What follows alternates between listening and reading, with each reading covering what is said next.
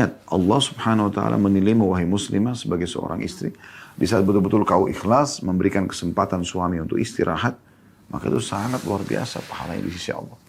Karena Allah subhanahu wa ta'ala memang memberikan atau memerintahkan kita untuk bisa melayani dia maksimal, gitu kan. Nah kadang-kadang suami ada yang menyinggung itu. Kok nggak ada waktu buat saya? Kok tidak perhatian kayak biasa misalnya? Atau dia diam. Nah diamnya ini sebenarnya negatif nih. Tidak boleh diam. Harusnya dia bisa berbicara. Sama juga dengan kasus tadi.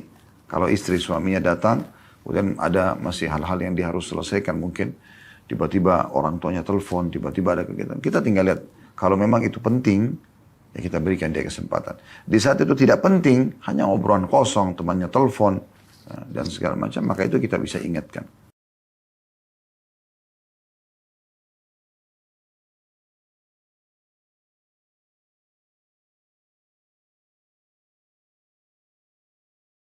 Assalamualaikum warahmatullahi wabarakatuh. Alhamdulillah, wassalatu wassalamu ala rasulillah. Segala puji dan puja kehadirat Allah subhanahu wa ta'ala, juga salawat dan taslim kepada Nabi besar Muhammad sallallahu alaihi wa ala alihi wa sahbihi wasallam.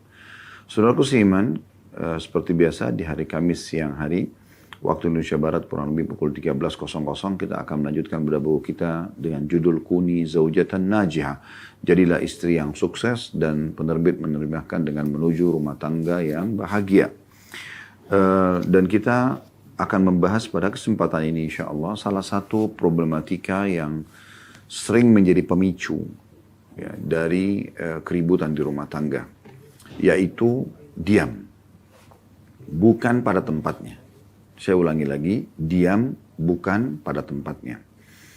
Jadi seringkali dalam rumah tangga itu lahir sebuah permasalahan-permasalahan atau lahir permasalahan yang sebenarnya tidak harus ada, tapi diadakan.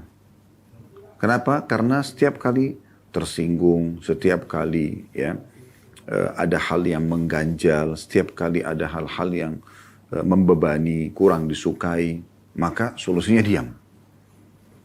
Tiba-tiba cemberut, ya kan? Di sini diam dalam arti kata memang bukan pada tempatnya ya. Maksudnya diamnya itu sambil cemberut. Saya tidak maksudkan di sini kalau seandainya ada permasalahan, pertengkaran, kemudian yang berakal di antara mereka dari suami maupun istri ini, dia malah diam ya, supaya tidak makin memicu permasalahan. Itu berbeda, itu positif ya, dalam pertengkaran. Tapi di sini maksudnya adalah diam ya, bukan pada tempatnya.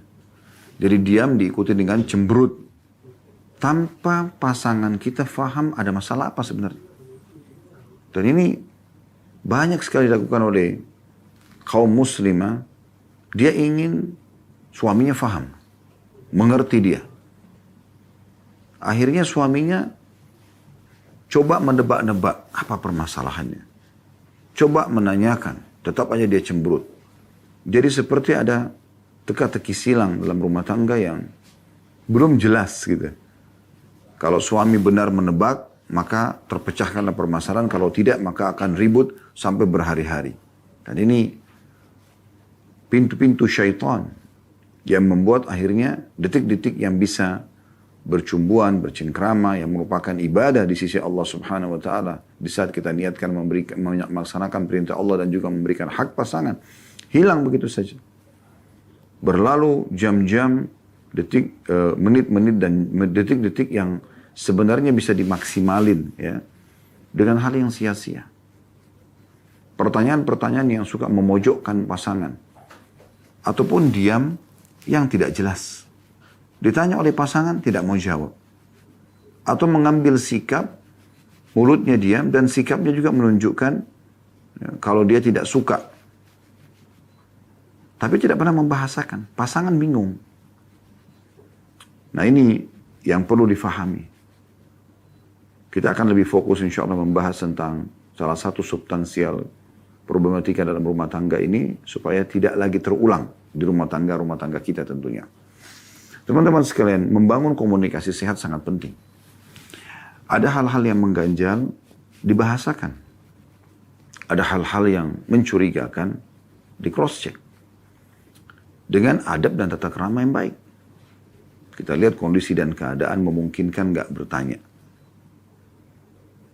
Dan jangan gunakan cara diam seakan-akan menunjukkan ya, tidak suka, tetapi ya, belum tentu benar.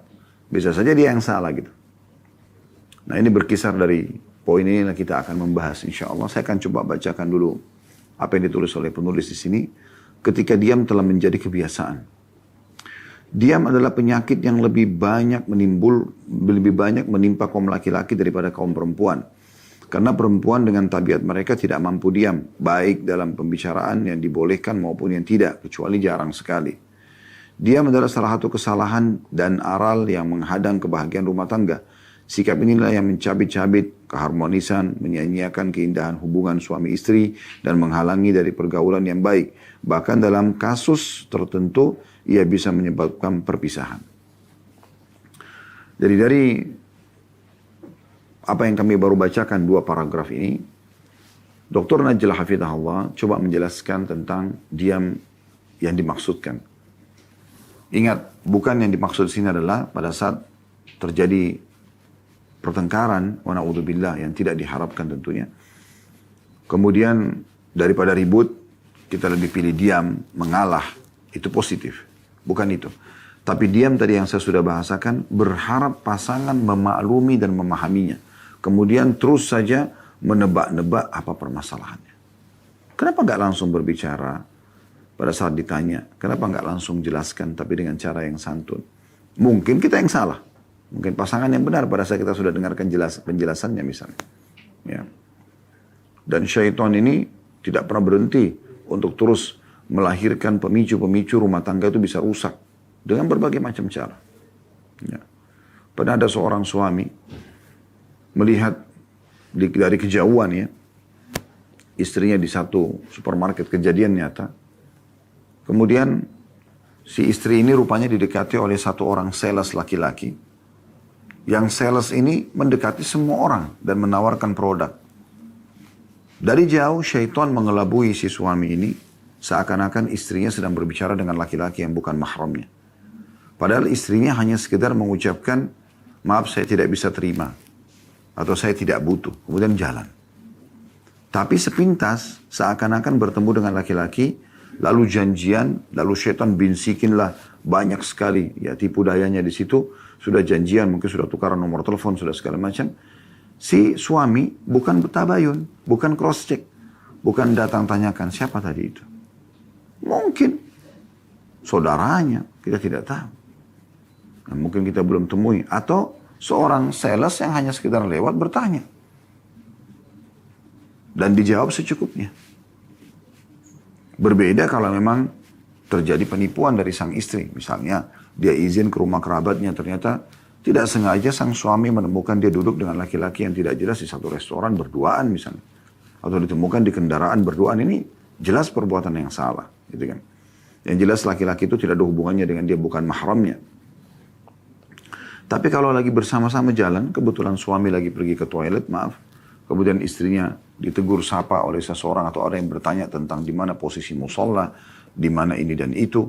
Ya, dan dijawab secukupnya, itu tidak ada sesuatu yang salah. Nah, ada di antara suami tidak cross check. Tiba-tiba cemberut, tiba-tiba nggak jelas kenapa. Si istri karena tidak merasa berbuat salah, dia juga bingung. Harus buat apa nih? Gitu kan.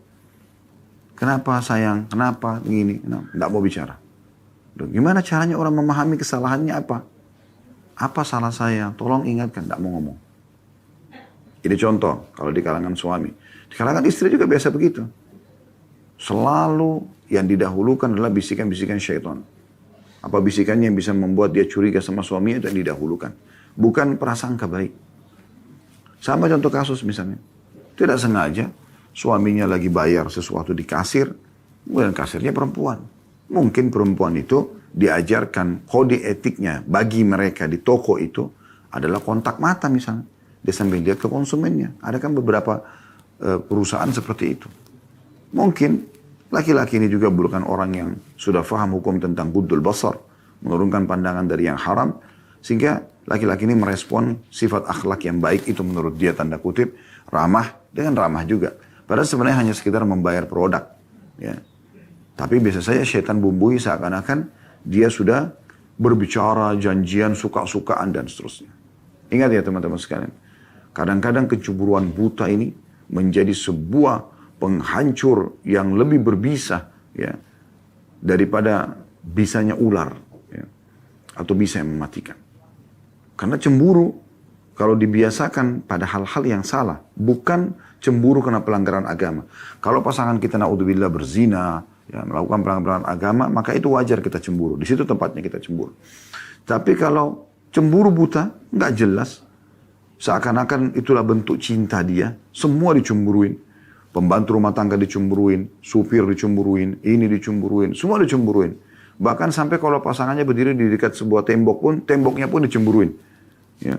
Karena sudah terlalu dijadikan sebagai sebuah habit, kebiasaan. Kenapa berdiri di tembok situ? Pernah ada kenangan ya? Kan sampai seperti itu. Bisa saja syaitan bumbui. Dan yang lebih parah adalah pada saat kecemburuan itu muncul, kemudian diikuti dengan diam. Tidak mau menjelaskan ada apa sebenarnya. Sehingga pasangan terus saja sibuk menebak-nebak. Nah, menebak-nebak ini tidak nyaman. Dan membuang-buang waktu, energi yang tidak ada manfaatnya. Seakan-akan menunggu, berharap pasangan bisa faham, lalu kemudian mencari keridhaan dia. Nah, jangan begitu. Bahasakan. Ya. Saya termasuk tipologi orang yang coba terapkan, apa saja saya bahasakan. Tapi dengan cara-cara yang baik. Ya. Kalau sudah saya ingatkan, misalnya beberapa kali masih tetap melanggar, saya sedikit tegaskan. Ya. Jadi tidak menginap permasalahan itu. Dan langsung bisa berubah. Pasangan pun bisa berubah menjadi seperti yang kita harapkan. Gitu ya. Ini contoh-contoh saja. Jadi, di sini beliau mengingatkan, diam adalah salah satu kesalahan dan aral yang menghadang kebahagiaan rumah tangga. Sikap inilah yang mencabik-cabik keharmonisan, menyanyiakan keindahan hubungan suami istri. Jadi nggak bisa cumbuan, nggak bisa bercanda. Padahal itu indah sekali. Dan itu, teman-teman sekalian, adalah ibadah di sisi Allah Subhanahu Wa Taala. Bukan karena Nabi SAW mengatakan salah satu dari 3 hal yang tidak dianggap sia-sia adalah bercumbunya dan bercandanya suami istri. Walaupun semalam suntuk. Ya. Walaupun menyita banyak waktu. Itu ibadah di sisi Allah SWT. Tidak dianggap sia-sia. Apalagi kalau kita kuatkan niat kita dengan memberikan haknya dia yang telah Allah bebankan di pundak kita. Membahagiakan pasangan, menenangkan dan menenteramkan jiwanya dan hidupnya adalah ibadah di sisi Allah Subhanahu Wa Taala. Makanya syaitan tidak mau itu ada. Jangan suka teman-teman melahirkan masalah yang tidak ada. Bukan masalah tapi dijadikan masalah. Tadi, karena dengan cemburu buta, dengan diam tidak jelas. Nah ini semua hal-hal yang berbahaya sekali. Kemudian beliau mengatakan sebab-sebab yang mendorong terjadinya sikap diam ini. Yang pertama, pertentangan pendapat di antara suami istri dalam berbagai urusan kehidupan. Lalu masing-masing lebih memilih diam. Ya. Poin ini saya rincikan. Kalau ini kan karena beliau cuma jelaskan poin seperti ini. Ya. Tapi tanpa ada penjabaran apa yang beliau inginkan. Kalau yang saya kena menjelaskan buku ini atau mensyarahnya, maka saya coba menjelaskan seperti apa yang saya fahami dan dari pengalaman-pengalaman hidup gitu ya. Saya tekankan lagi, kalau terjadi pertengkaran, dan ternyata pertengkaran itu memicu emosi satu sama yang lain. Maka yang paling baik di saat itu diam. Yang paling baik. Diam dulu, tenangkan diri dulu. Ya. Setelah emosi sedikit reda, ya, pamit dulu baik-baik, misalnya mengatakan, maaf ya, coba kita berhentikan dulu sebentar. Ya. Kita sama-sama introspeksi diri dulu. 5 menit, 10 menit, baru kemudian kita kembali diskusikan lagi. Misal contoh.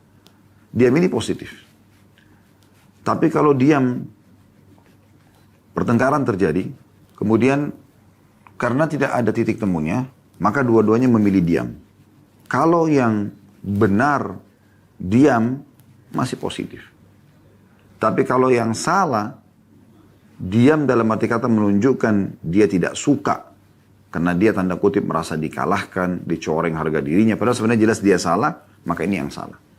Jadi ini butuh rincian. Ya. Walaupun ini teman-teman sebenarnya masalah teknis lapangan, tapi ini sangat besar sekali pengaruhnya. Karena detik-detik yang dilalui oleh suami istri ini mahal sekali nilainya. Kalau saya melihat itu adalah sesuatu yang sangat mahal, yang harusnya tidak boleh disia-siakan gitu. Ya, harusnya memang dimaksimalkan supaya semuanya kebahagiaan. Apalagi bagi pasangannya, suami istri yang tidak setiap saat ketemu. Setiap saat ketemu aja harusnya menjaga, apalagi kalau jarang sekali ketemu. Ya, karena keterbatasan waktu, jarak, tempat, dan seterusnya. Kemudian yang kedua beliau mengatakan ada kalanya ini sebagai ungkapan ketakutan, kelemahan atau pembangkangan terhadap pihak lainnya. Ini jadi tidak boleh ada maksudnya. Ya. Membangkang, diam. Ya. Tadi ingin supaya dimengerti. Padahal sebenarnya belum tentu pasangan kita mengerti. Tidak semua yang terlintas di benak kita dipahami oleh pasangan kita. Dia ciptaan Allah yang berbeda dengan kita. Jadi butuh penjelasan. Ya. Indah sekali kan rumah tangga itu kalau setiap kali ada yang ganjal, pegang tangan pasangan dengan baik, tatap matanya, bicara baik-baik. Saya kok dapat informasi begini, saya kok merasa seperti ini. Coba tenangkan saya misalnya, coba jelaskan kepada saya. Kan sangat baik. Dan di saat pasangan menjelaskan sesuatu yang mungkin bagi kita itu kurang nyaman, misal dia temukan ada bau badan, bau mulut, atau misalnya. Apa saja gitu kan. Yang dia merasa tidak nyaman, tidak boleh kita tidak terima. Harus berbesar hati menerima. Dan itu kita lihat esensinya, tujuannya apa. Tujuannya agar dua-dua nyaman. Ya. Bau badan hilang, ya. Kemudian intonasi suara yang keras, supaya jadi lebih lembut misalnya, dan seterusnya. Maka itu kan akan lebih membangun, akan lebih memberikan nilai terhadap waktu-waktu yang sedang berlalu dalam rumah tangga tadi. Atau misalnya ungkapan ketakutan karena kesalahan. Karena salah takut membahasakan. Ini juga diam. Ini keliru. Salah bicara. Sampaikan. Saya salah, maafin saya. Saya akan coba perbaikin. Doakan saya supaya saya bisa perbaikin. Saya janji tidak akan mengulangi misalnya. Kan bisa begitu.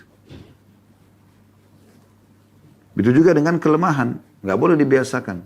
Karena merasa jiwanya lemah, udahlah, diam aja, mengalah terus. Enggak, bukan mengalah. Sampaikan.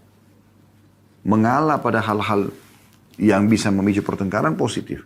Tapi kalau diam, karena merasa diam lebih tepat buat saya. Sehingga pasangan tidak pernah faham juga keadaan ini, nggak mungkin. Ya. Selanjutnya yang ketiga beliau mengatakan terkadang hal itu sebagai akibat dari perbedaan perhatian. Ya. Sebagian besar perhatian suami adalah pekerjaan dan problematikanya. Sedangkan sebagian besar perhatian istri adalah rumahnya, anak-anaknya, dan pakaian baru berikut aksesorisnya. Kita tidak mencela seseorang pun atas apa yang menjadi perhatiannya. Tapi yang harus diperhatikan ialah bahwa perbedaan itu melahirkan sikap diam. Oleh sebab itu harus diadakan hal-hal yang membutuhkan perhatian bersama atau proyek bersama. Dan mencari pembicaraan yang disukai pasangannya. Maka dari itu berusahalah untuk memberikan pengertian pada dirimu sendiri sampai suamimu merasa ada gayung bersambung atau bersambut ya. Gayung bersambut darimu dalam perkara yang diinginkannya. Sehingga ia pun tertarik untuk berkomunikasi secara intensif denganmu sebagaimana yang dilakukan bersama teman-temannya. Jadi di sini perhatian yang berlebihan terhadap satu perbuatan membuat pasangan kadang-kadang diam.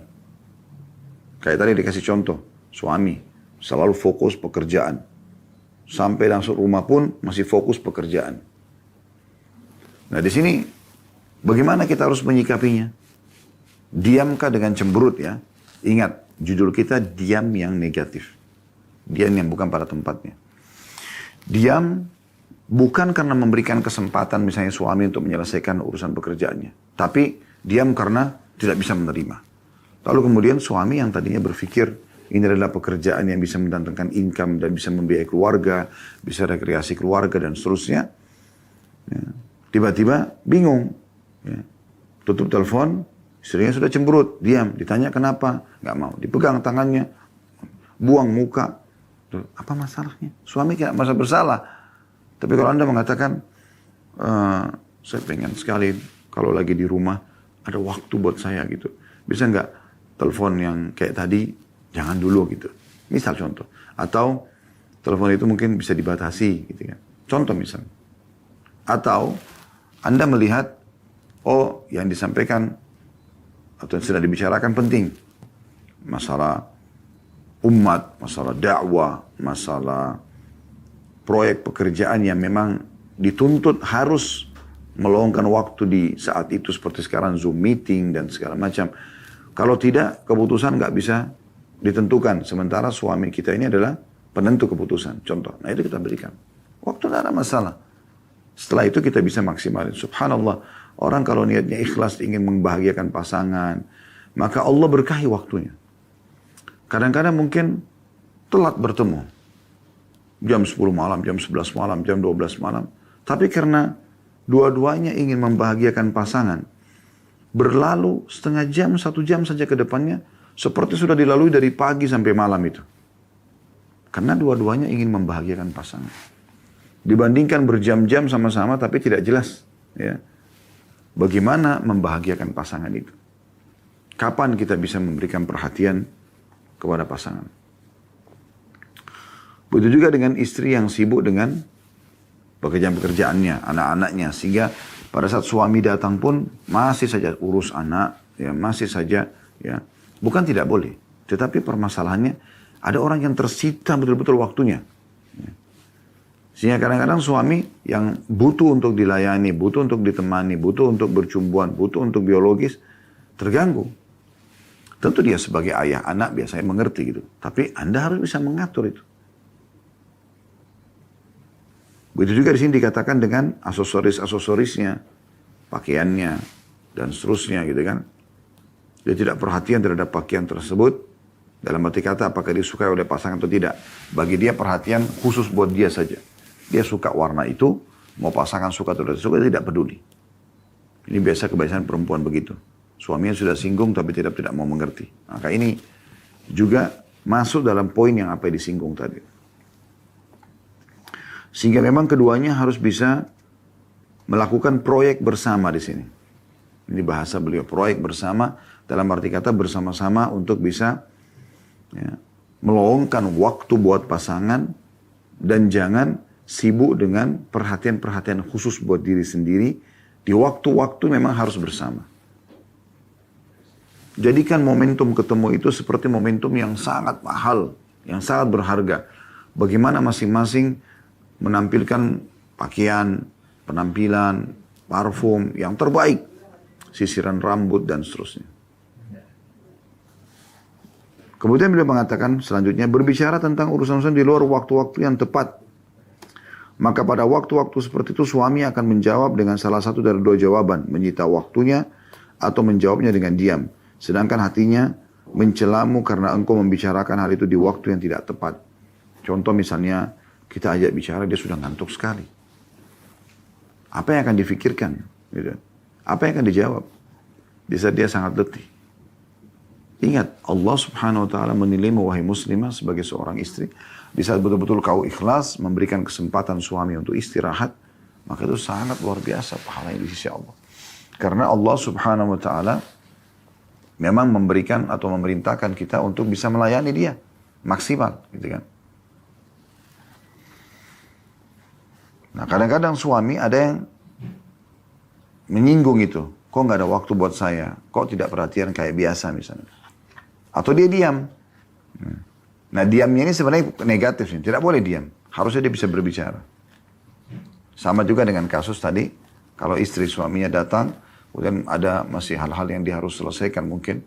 Tiba-tiba orang tuanya telepon, tiba-tiba ada kegiatan. Kita tinggal lihat, kalau memang itu penting, ya kita berikan dia kesempatan. Di saat itu tidak penting, hanya obrolan kosong, temannya telepon, dan segala macam, maka itu kita bisa ingatkan. Selanjutnya, ada kalanya sikap diam ini disebabkan karena salah satu pihak merasa bahwa pasangannya tidak menanggapinya. Meskipun ia berkata-kata, ia merasa bahwa pasangannya tidak akan mendengarkannya. Meskipun ia memberikan nasihat, maka pasangannya tidak akan mau menerima nasihatnya. Ketika itu ia mengatakan kata-kataku tidak dianggap sama sekali. Ya, ini kadang-kadang mengambil kesimpulan ya. Nah di sini teman-teman, kalau seandainya betul pasangan kita ini orang yang susah menerima masukan, nggak dinasehatin, nggak diberikan masukan baik-baik, tidak mau dengar, dan Anda ambil sikap diam, ini masih positif. Karena memang tidak memungkinkan gitu. Tapi jangan sampai diam sebelum Anda mengutarakan, sebelum menyampaikan, sebelum berusaha, sebelum munajat sama Allah agar diberikan perubahan kepada pasangan. Jadi jangan pernah bosan dalam mengatakan kata-kataku tidak dianggap. Gunakan retorika yang lain. Apalagi kalau dalam memperbaiki pelanggaran-pelanggaran agama. Selanjutnya beliau mengatakan salah satu sebab terjadinya sikap saling diam antara keluarga, bukan cuma antara suami dan istri saja, ialah keberadaan tanda kutip pihak yang lebih mereka utamakan untuk didengarkan dan yang berbicara kepada mereka siang dan malam, yaitu televisi dan komputer. Ini juga kadang-kadang melahirkan sikap diamnya pasangan ya.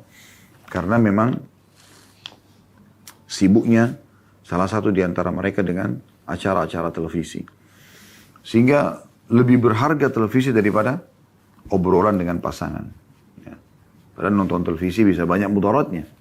Ya. Di saat Anda menonton acara-acara yang bisa mengundang kemaksiatan tentunya. Ya. Karena kita tidak bicara tentang masalah TV-nya. TV bermanfaat. Kalau digunakan untuk hal-hal yang bermanfaat, untuk pendidikan, edukasi ya. Untuk mendengarkan ceramah dan seterusnya. Tapi di saat digunakan untuk kemaksiatan, suami datang, istri lagi sibuk pegang remote dan sibuk menonton sinetron dan filmnya. Cuma, Assalamualaikum, Waalaikumsalam. Ya. Itu ada makanan di meja mas. Ya, cuma selesai. Sibuk dengan nonton. Suami merasa sendirian. Suami juga tanya, di mana handuk kebutuhan saya? Oh ada, di kamar mandi sudah saya letakkan. Kenapa enggak berdiri? Siapkan handuk itu walaupun sudah siap. Berikan kepada dia. Kenapa enggak siapin baju gantinya? Kenapa enggak rangkul dia, temani. Sampai di kamar mandi pun membahasakan misalnya ini sabunnya, ini samponya. Dan saya siapin ya. Sampai dia merasa ada perhatian khusus itu. Itu bagus. Gitu kan. Harusnya begitu. Nah kadang-kadang ini memunculkan sikap diam. Ya, menurut beliau, bisa memunculkan sikap diam. Ya. Kalau sampai ya, kita sibuk dengan televisi, dengan komputer, dan pasangan sudah coba banyak ngobrol, dicuekin, hanya dia diam. Ya. Kalau diam itu sebelum menjelaskan maksud, keliru tadi saya bilang, tapi kalau diam sudah menjelaskan maksud, maka itu adalah positif. Ya. Lalu dikatakan di sini semua keluarga duduk tapi mereka tidak melihat dan mendengar satu sama yang lain. Mereka semua menyimak di depan televisi. Sementara yang lainnya menghabiskan waktu di depan komputer dan lupa dunia di sekelilingnya. Ada lagi yang membuka lembaran-lembaran koran demi koran dan seterusnya. Sekiranya engkau membayangkan bila alat-alat elektronik itu dimatikan dan semua keluarga duduk, apakah mereka akan tetap diam? Tentu tidak. Justru dari sinilah pembicaraan akan dimulai. Karena tidak ada sesuatu yang menarik perhatian mereka. Kalau begitu harus ada waktu-waktu tertentu untuk menyalakan alat-alat itu. Tidak dipungkiri bahwa alat itu bermanfaat bila digunakan untuk sebaik-baik atau dengan sebaik-baiknya. Kayak tadi saya bilang nonton sesuatu pendidikan, digunakan pendidikan, ceramah dan seterusnya. Tapi kita tetap tidak boleh membiarkannya menyita waktu kita bersama keluarga. Sehingga kita tidak kehilangan waktu-waktu yang indah untuk berbicara bersama keluarga. Ayah, ibu berbicara bersama anak-anaknya, demikian pula suami istri. Jadi ini masih sambungan daripada tersibukkannya seseorang dengan media. Dan akhirnya diamlah semuanya. Yang nonton televisi diam, sibuk, fokus di sana, yang main komputer di sana, yang pegang handphone di sini. Jadi seperti suasana kumpul keluarga itu tidak ada nilainya. Dan ini betul apa yang disampaikan oleh beliau. Saya pernah lihat anak-anak di rumah. Waktu itu pegang satu tablet. Kemudian mereka duduk rame-rame lagi melihat satu cuplikan. Sebenarnya positif gitu kan. Yang saya izinkan saja. Namun pada saat mereka lagi nonton fokus. Dan saya pun sama istri ada duduk di situ. Anak-anak nggak perhatian pada kami. Tidak ada interaksi yang terjadi. Bahkan pada saat ditanya, nak sudah makan? Iya sudah. Tapi matanya tetap ke layar itu. Nah ini yang dimaksudkan. Harusnya kita ambil dulu, ajak mereka duduk. Disita dulu itu nanti di waktu tertentu mereka kita izinkan di jam berapa sampai jam berapa. Dan pada saat betul saya sempat sita, saya ambil, saya lihat interaksinya berbeda. Maka mulai duduk di sebelah, mulai bermanja-manja sama orang tuanya, mulai menyampaikan tentang apa yang dia belajar tadi, mulai menceritakan tentang kondisi temannya. Nah ini yang dibutuhkan komunikasi dalam rumah tangga seperti ini. Begitu juga dengan suami istri gitu kan. Bagaimana kalau bukan darurat, udah letakkan handphone, kemudian kita sibukkan waktu kita dengan pasangan.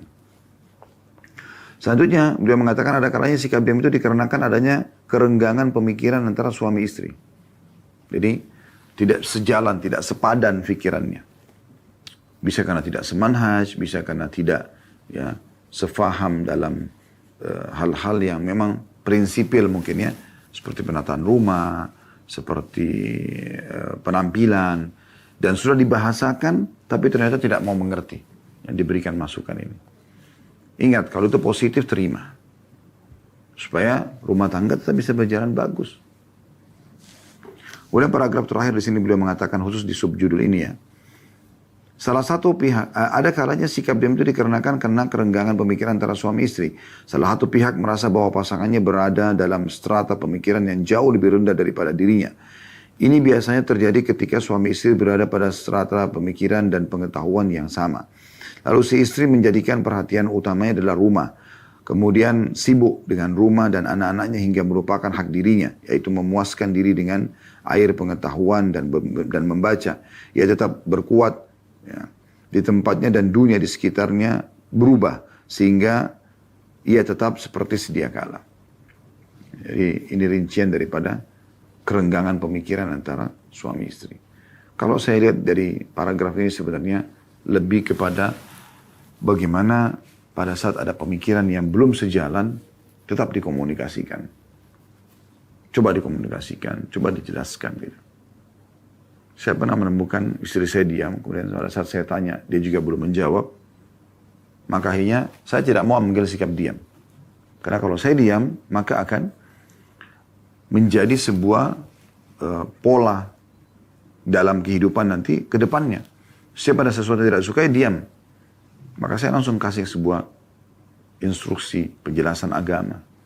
Ingat, semua yang ada udzur syar'inya boleh membuat kita ambil sebuah sikap. Tapi yang tidak ada udzur syar'inya tidak boleh sama sekali. Berarti dari syaitan. Gak boleh diam tanpa sebab gitu. Apalagi kalau ditanya, apalagi kalau dibutuhkan. Kecuali memang diajak pada kemaksiatan. Ini gambaran daripada paragraf yang baru saja kita baca tadi, dan saya coba menjelaskan dari saya gitu, karena memang apa yang beliau jelaskan mungkin sesuai dengan pemikirannya, tapi intinya sebenarnya sama, strata pemikirannya harus sejalan gitu ya. Kita kembali teman-teman sekalian melanjutkan tentang bagaimana berinteraksi dengan diam, agar jangan suasana di rumah itu penuh dengan diam, ya, dingin, tidak ada keceriaan, tidak ada kegembiraan, tidak ada candaan, tidak ada keromantisan. Ya. Maka beliau mengatakan setelah engkau mengetahui beberapa hal yang menyebabkan terjadinya sikap diam, maka engkau harus mengatasi semua itu dengan solusi yang tepat. Di antaranya beliau sarankan, yang pertama menciptakan perhatian bersama dalam kurung proyek bersama, ketaatan bersama, membaca buku bersama-sama dan mengomentarinya.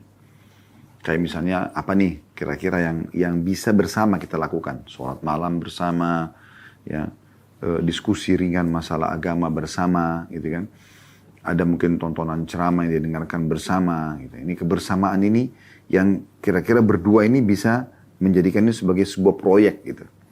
Atau sama-sama saling mengingatkan zikir pagi petang, ya, ngobrol, ya. Yang ini semua yang kita kayak jadikan tuh momentum agar kebersamaan selalu ada, interaksi selalu ada. Jadi usahakan pada saat lagi bersama pasangan tuh jangan banyak diam.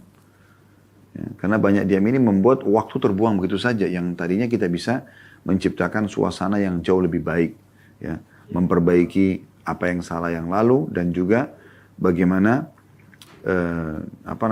memperbaharui apa yang sudah pernah terjadi. Ya, kemudian juga menciptakan suasana baru yang belum pernah ada sebelumnya.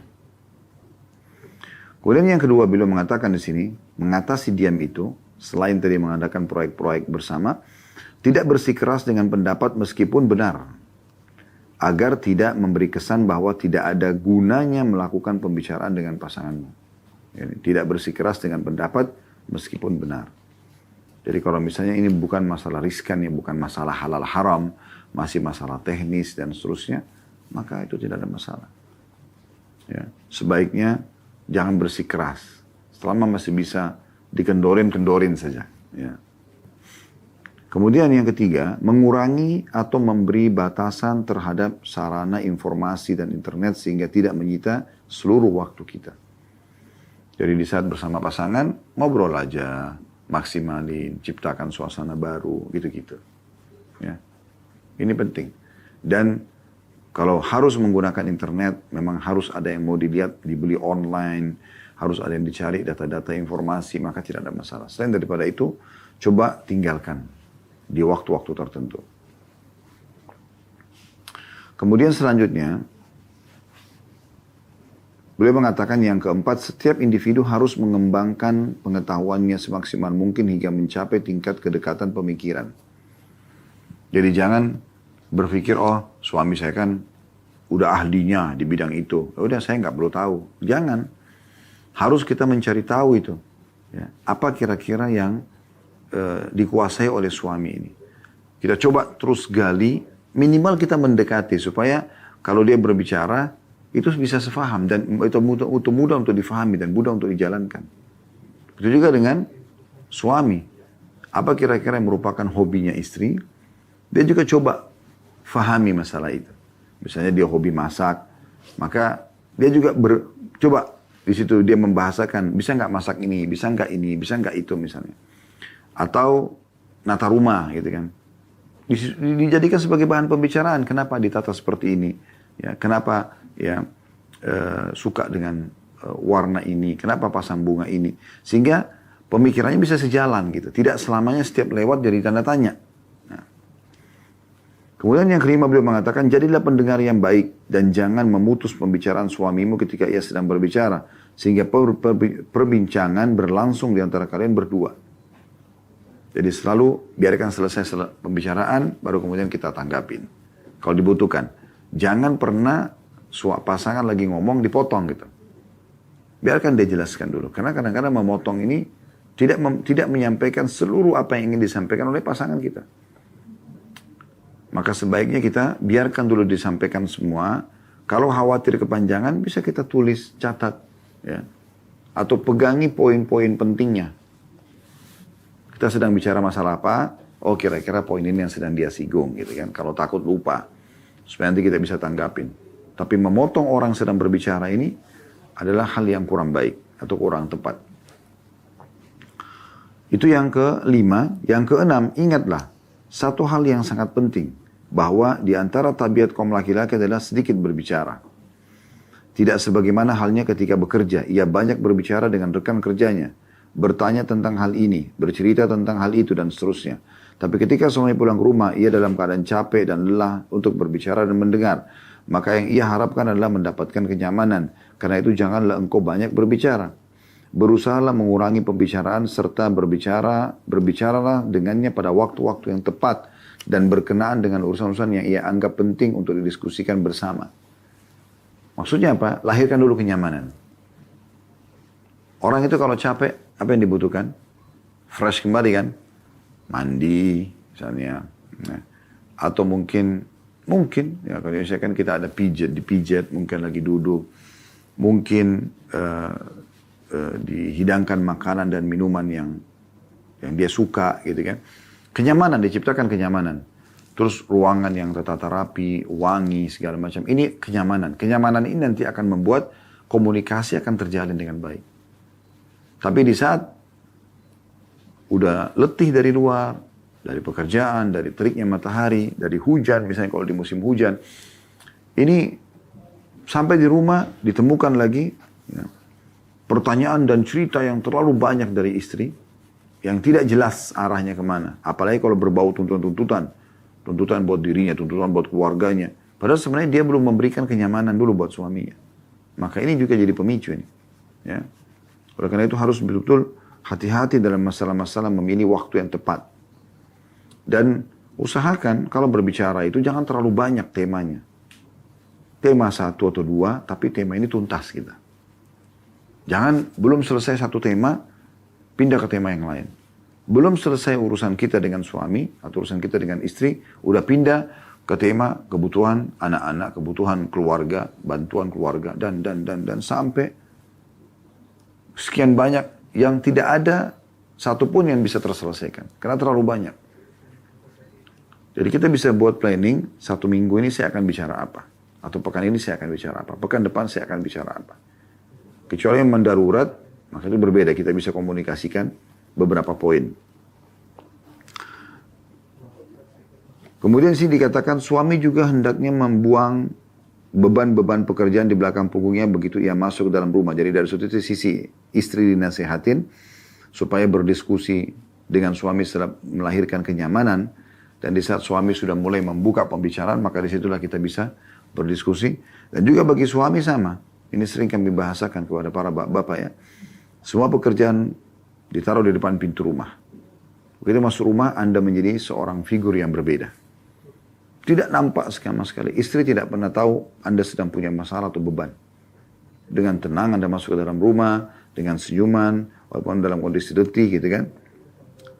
Jadi suami juga hendaknya membuang beban-beban pekerjaan di belakang punggungnya begitu ia masuk ke dalam rumah. Ia juga harus menyadari bahwa keluarganya memiliki hak atasnya dalam hal kasih, berbicara, dan pemuasan perasaan cinta. Jangan meremehkan pentingnya pertanyaan istri, sebab ia hanya berusaha mengetahui apa yang terjadi di sekelilingnya. Bahkan ia akan semakin banyak bertanya begitu ia semakin jarang bersinggungan dan berbaur dengan khalayak. Maka kepada siapa ia akan bertanya kalau bukan kepada suaminya. Jadi ini satu sisi suaminya. Jadi pada saat dia pun diberikan kenyamanan, kemudian istri sudah mulai bertanya, maka itu haknya dia. Jangan sudah kenyang perutnya, sudah nyaman, rumah tertata dengan rapi, dia juga sudah disiapkan semua kebutuhan di kamar mandi, sudah segar lalu kemudian langsung tidur. Nah, terus mana balasan terhadap kebaikan istri itu? Kenapa kita tidak duduk komunikasi sama dia, dengarkan apa yang dia ingin sampaikan gitu kan? Atau minimal berdiskusi tadi saya katakan, apa yang dia lakukan dari penataan rumah hari ini atau masakan hari ini. Semua itu adalah hal yang tidak sia-sia dalam Islam. Lalu terakhir di sini beliau mengatakan, istri akan lebih merasakan efek sikap diam ini, manakala perhatiannya berkurang dan waktu ruangnya lebih. Ya. Sehingga ia bosan dulu sendirian dan jenuh karena sikap diam suaminya. Karena itu seorang istri harus menyibukkan dirinya semaksimal mungkin dengan pekerjaan apapun yang berguna dan menjadikannya berharap ada waktu lebih untuk menyelesaikan pekerjaannya. Maka saat itulah ia akan merasa cukup dengan sedikit berbicara. Artinya dia memberikan solusi bagi perempuan. Biasanya karena pembantu di rumah ada, ya, udah masak, bersihin rumah, anak-anak bahkan kadang-kadang juga dititipin ke pembantu, dia bersantai-santai depan handphone. Nah ini biasanya yang banyak mengganggu ini. Karena dia akhirnya merasa tidak ada yang dia harus kerjakan kecuali suaminya yang diganggu. Nah ini juga menjadi penyebab hal yang kurang baik. Beliau menyarankan di sini ya, agar mengisi waktu-waktu diam itu dengan hal-hal yang positif. Ya, terjunlah dalam hal-hal yang bisa menyibukkan kita di waktu-waktu lowong itu. Dan di saat ada suami baru kita maksimalin tentunya. Nah ini yang dimaksudkan dengan cara atau sikap menghadapi diam itu sendiri. Baik, kita akan masuk teman-teman sekalian. Ini tadi tentu yang saya katakan terakhir paragraf dari bagaimana berinteraksi dengan diam itu. Ada sebuah judul yang menarik di sini yang perlu dibahas ya. Dan insya Allah ini hal yang perlu memang dijadikan sebagai salah satu bahasan dalam masalah rumah tangga, yaitu berdusta ya, pada pasangan. Di sini ditentukan berbicara masalah muslimah berdusta pada suami. Kata beliau, kita semua tahu bahwa dosa itu dilarang dan dapat menuntun ke neraka. Sebaliknya, kejujuran itu menyelamatkan dan menuntun ke surga. Hanya saja ada dosa-dosa yang dibolehkan oleh Rasulullah SAW. Dari Ummu Kalthum bin Uqbah radhiyallahu anha, dia berkata, aku tidak pernah mendengar Rasulullah SAW memberikan keringanan dari dusta kecuali dalam 3 perkara. Seseorang yang mengucapkan kata-kata dusta dengan tujuan untuk mendamaikan dua orang yang sedang bertengkar. Misalnya dia katakan A sama si B lagi ribut. Kemudian si C ini datang kepada si A mengatakan sebenarnya si B itu merasa bersalah. Hanya saja dia karena lebih tua dia tidak mungkin memulai. Padahal si B ini tidak pernah merasa seperti itu. Si C berkata kepada A ya. Kemudian dia juga datang kepada si B lalu dia katakan si A itu sebenarnya merasa bersalah. Cuman dia tidak tahu harus memulainya bagaimana. Supaya mereka kalau ketemu itu justru jadi baik. Itu dibolehkan. Padahal sebenarnya keduanya tidak mengucapkan. Kemudian yang kedua adalah seseorang mengucapkan kata-kata dusta dalam peperangan. Misalnya dia ditawan oleh musuh. Ya. Kemudian ditanya berapa jumlah pasukan umat Islam. Lalu dia katakan 5.000 misalnya. Padahal semuanya cuma 500. Untuk menakut-nakuti musuh. Dan yang ketiga jadi saksi bahasan kita. Dan seorang laki-laki yang berbicara kepada istri dan istri berbicara kepada suaminya. Sebagaimana dijelaskan dalam hadis riwayat Bukhari. Ya. Yang dimaksud di sini adalah dijelaskan ada putun nomor 33 di bawah. Maksudnya berbicara dengan ucapan yang membuat senang dan menumbuhkan cinta dan kasih sayang pasangannya. Itu batasannya. Jadi maksud dari dusta di antara suami istri adalah untuk menguatkan ikatan pernikahan dan cinta di antara mereka. Serta menghindarkan berbagai problem kehidupan rumah tangga yang keras. Misalnya istri memuji suaminya serta menyebutkan kebaikan akhlaknya, kelapangan dadanya, keikhlasannya dan perhatiannya yang bagus. Padahal mungkin suami tidak memiliki sifat-sifat full semua begitu. Mungkin tidak maksimal, tapi dia memuji-mujinya. Tapi istri melakukan hal itu dengan tujuan untuk mendapatkan cintanya dan memberikan kesan kepadanya bahwa ia ridho dengan cara pergaulan yang baik. Seorang istri dilarang menunjukkan ketidaksukaannya kepada suaminya atau menunjukkan kekurangan suaminya kepada orang lain, khususnya kepada keluarga suami. Jadi apa yang kita bisa ambil dari penjelasan masalah berdusta pada suami di sini? Jadi dusta yang dibolehkan hanya satu pada suami. Dusta hanya satu dibolehkan pada istri, yaitu pada saat memuji. Pada saat memuji untuk meraih cintanya, kasih sayangnya. Misalnya, dia mengatakan, saya belum pernah bertemu wanita secantik kamu. Padahal sebenarnya mungkin banyak wanita yang cantik. Bahkan mungkin ibunya sendiri, ya, mungkin lebih cantik daripada istrinya misalnya, atau saudarinya. Ya. Atau suami atau istri mengatakan, saya belum pernah melihat laki-laki seganteng kamu misalnya. Padahal sebenarnya mungkin ada. Ya. Atau dia mengatakan, saya belum pernah sebahagia ini sebelumnya. Setelah saya menikah sama kamu. Mungkin dia bahagia, tapi mungkin ada juga kebahagiaan-kebahagiaan lain, tapi dia bahasakan ini. Supaya pasangannya merasa terhibur. Gitu. Nah di sini boleh. Tapi berdusta dalam hal menyembunyikan pelanggaran-pelanggaran agama, perselingkuhan, berdusta dalam menyalahgunakan uang, ya, atau bertemu dengan teman pada sebenarnya, ya, bertemu dengan keluarga pada sebenarnya bertemu sama teman, dan seterusnya. Ini tidak dibolehkan. Jadi ada batasannya ya. Pujian. Kalau puji boleh royal dalam puji. Nggak masalah. Bahkan kadang-kadang subhanallah puji-pujian ini yang dibolehkan dalam agama ini. Kadang-kadang dari hal yang kecil bisa melahirkan perbuatan-perbuatan yang besar. Contoh misalnya mungkin istri hanya sekedar buatin tempe goreng. Atau pisang goreng saja misalnya. Atau hal-hal yang ringan, cemilan. Dengan teh hangat. Tapi pujiannya luar biasa gitu. Masya Allah istriku ini dan seterusnya misalnya dipuji. Maka mendatangkan perbuatan yang besar kan. Mungkin istri akan lebih semangat untuk masak. Mungkin memasakkan hal yang lebih enak. Terus berusaha untuk terus menggali tambahan edukasi atau pendidikan dia. Dalam bidang itu karena dia tahu, baru cemilan aja suami saya sudah senang contohnya. Itu juga dengan pujian misalnya terhadap penampilannya. Mungkin biasa saja. Tapi cantik sekali misalnya. Bagus sekali. Ya. Cukup membuat istri akan lebih terpicu untuk selalu menjaga penampilan dia untuk lebih baik lagi dari itu. Kan gitu. Jadi dibolehkan dalam agama. Walaupun tentu jujur, kalau memang betul bagus kita bilang bagus itu sangat baik. Ini kan kita bicara di saat memang kurang. Jadi jangan jatuhkan dia. Coba ambil sisi positifnya. Begitu juga dengan ya, penataan rumah dan yang lainnya. Bagi istri juga kepada suami sama. Apa saja dipuji. Yang jangan diam ya. Dalam arti kata, ada sesuatu yang kita suka nih. Kita suka benar penampilan dia, pakaian dia, ya, cara bicaranya misalnya. Atau pada saat dia tampil di publik, mungkin ada sesuatu yang menarik. Bahasakan, ungkapkan. Ya. Walaupun misalnya tidak maksimal yang kita harapkan, tapi ternyata itu sudah cukup menambah rasa cinta kita, maka kita bahasakan ke suami. Kenapa tidak?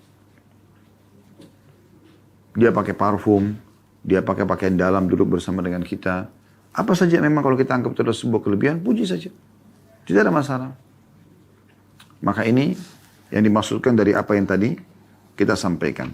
Sebagai penutup teman-teman sekalian, dalam bahasan kita akan lanjutkan dengan dusta yang dibenci dan juga ada subjudul jagalah rahasianya. Kita tutup sampai di situ insya Allah. Dusta yang dibenci, kata beliau di sini, misalnya si istri menyebutkan sesuatu yang berbeda dengan kenyataannya atau menyembunyikan sesuatu yang mungkin bisa berpengaruh dalam memahami suatu persoalan. Terkadang istri melakukan jenis kedustaan ini sebagai kebiasaan yang disengaja. Maka kami mengingatkannya bahwa dusta yang dilakukannya itu akan mengantarnya ke neraka. Dan itulah seburuk-buruk tempat kembali. Sebab dusta jenis ini adalah dusta yang tidak dibolehkan. Nah, dia menyebutkan sesuatu yang berbeda dengan kenyataannya. Ya. Contoh banyak sekali masalah ini. Ya. Dia bilang dia ketemu sama ibunya, tapi ternyata dia ketemu sama teman-temannya. Ya. Berdusta dengan, dia punya selingkuhan tapi dia berdusta. Ya, dia berdusta dengan pengeluaran. Ada pengeluaran tidak sebesar itu tapi dia bahasakan. Nota-nota palsu, apalah segala macam ini ya. Atau ia berdusta pada suami karena takut terhadap reaksi dan emosinya memuncak. Tidak perlu. Jangan khawatir dengan emosinya suami. Kita tinggal lihat apakah itu memang perkara yang memicu emosi. Kalau memang iya kita tenang saja. Ya memang saya salah, memang maafin saya misalnya. Tidak masalah. Ya. Jangan karena itu terus kemudian dia berdusta. Hanya karena takut dimarahin. Tidak, jangan. Karena Allah pasti akan bongkar kedustaan itu. Kemudian dikatakan juga istri harus tahu bahwa menyembunyikan kenyataan adalah sesuatu yang mustahil. Peribahasa mengatakan dusta itu tidak memiliki kaki. Karena itu biasakanlah dirimu untuk berterus terang dan berdoalah kepada Allah Subhanahu wa taala agar urusanmu berlalu dengan baik. Jangan lupa memohon pertolongan kepada Allah. Ketahuilah bahwa dustamu itu akan menghilangkan kepercayaan suamimu kepadamu. Karena itu berterus teranglah kepadanya apapun situasi dan kondisinya. Kalau memang kita salah minta maaf dan jangan ulangin. Atau kalau memang perlu dia tahu kenapa terjadi sesuatu, bahasakan walaupun nanti dia marah. Tapi memang niatnya kita bukan ngotot dengan kesalahan kita, tapi kita jelaskan. Ada kalanya juga istri terpaksa berdusta kepada suaminya berkenaan urusan anak-anaknya karena khawatir anak-anaknya akan mendapatkan hukuman dari suaminya. Ini adalah akibat dari kecintaannya kepada anak-anak tersebut. Tapi sebenarnya kecintaan itu adalah kecintaan yang menghancurkan lagi menyanyiakan anak-anaknya. Kelak ia akan menuai penyesalan akibat perbuatan ini. Salah anaknya, tapi takut nanti ayahnya anak-anak marahin, maka dia berbohong. Ini tidak benar. Biarkan anak-anak yang melakukan pelanggaran, ya, mengetahui dan menerima akibat daripada pelanggaran itu. Karena itu berterus teranglah kepada suamimu dalam segala urusan anak-anakmu agar kalian bisa bersama-sama meluruskan perilaku mereka. Mendidik mereka dan memperbaiki apa yang bisa diperbaiki.